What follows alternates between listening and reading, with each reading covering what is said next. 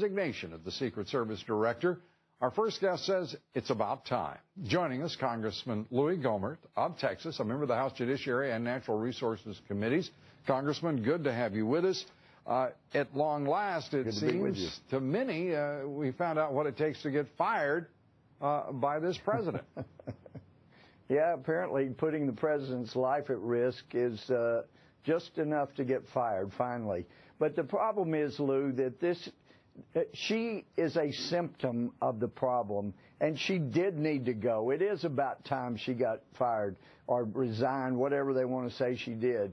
But keep in mind, Lou, I mean, I go over there, I talk to these Secret Service agents. Most of them are the same Secret Service agents who have performed admirably and loyally for all these years, done a stellar job. But when you put political correctness above all else, just like we have with our rules of engagement with our military that's getting our own military killed, then somebody comes across, they're thinking, oh my gosh, if I let the dog go and it hurts this guy, then I may lose my job because he had a mental issue. Never mind if he has a mental issue, maybe he's the kind of person that would kill the president. You go after them, you stop them at all costs, but political correctness is putting the president at jeopardy. It is getting military members killed. This is the heart of the problem, political correctness. And by the way, this same kind of idea would send 3,000 military into where they can get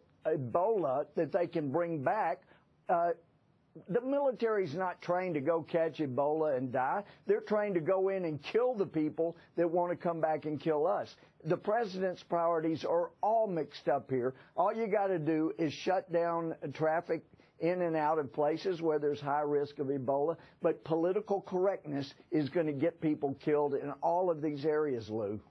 And the reality here, though, Congressman, is that all that you say may well be true, but the fact is that agents fail to interpose themselves, to intervene. And this is, I don't think it's sufficient that one director go, although I applaud the president for so doing. What about the rest of the management of that agency?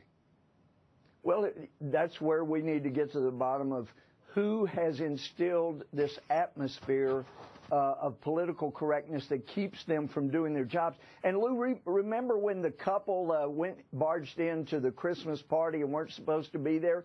The House had hearings. We got to the bottom of that. It wasn't the Secret Service. It was the fact that the social director that was supposed to be there and say yay or nay told people she didn't want to tell anybody no, so she didn't show up.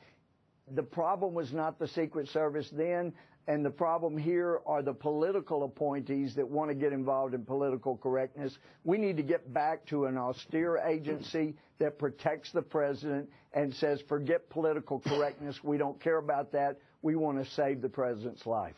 Well, we have also the agency, the Border Patrol, not securing the border.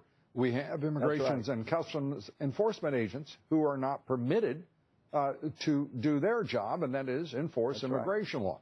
The list goes on and on and on. It does. So Congress sits here and complains, if I can put it that way, but there's precious little that you can do that any member of Congress or the entire body can do.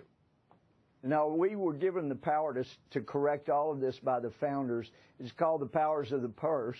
But you have to have courageous leadership that will stand up and say, we're not funding agencies that aren't doing their job correctly. We're going to get them fixed, and we're not using the power we have. We're just going along with another CR, and really that's got to stop. Well, you're not suggesting another disastrous shutdown of the government on the part of the Republicans in the House, are you? Well, Harry Reid wanted a shutdown. He wouldn't even agree to appoint negotiators 2 years ago. And so he got what he wanted, and the conventional wisdom. I'm just asking a simple question. You don't want that, do you? I don't want a shutdown, but Harry Reid wanted it. I didn't want one last time, but we do need to stand I've asked the wrong question. For what's best for you the wouldn't country. seek a shutdown of the federal government again after the disaster that occurred last time for the Republican Party. And we did not seek one last Okay. Passing bills right and left, trying to work out a negotiation. As a practical matter, then, if you have set aside the idea of shutting down the government, how can you exert the will of Congress to overcome the problems that you've articulated here? Well, Lou, you have a good feel for what the American people, you are a good representation of what a majority of Americans feel.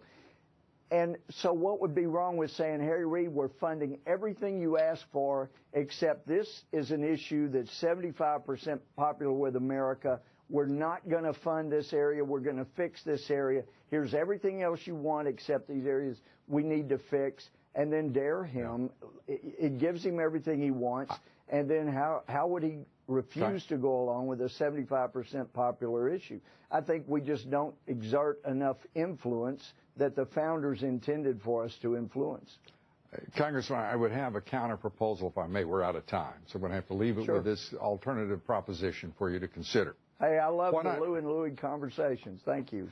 Why not win some elections, take over the Senate, and you don't deal with Reid, and then you have, if you will, a little more intensely organized expression of the popular will with control of both houses. Congressman Louie Gohmert, that's a great idea. Why didn't we do a CR that would end next year instead of December? That would have been only one counter proposal to your proposal. That's all the deal. Okay. Congressman, great to have you with us. Congressman Louie Gohmert. Thank you, Luke. The head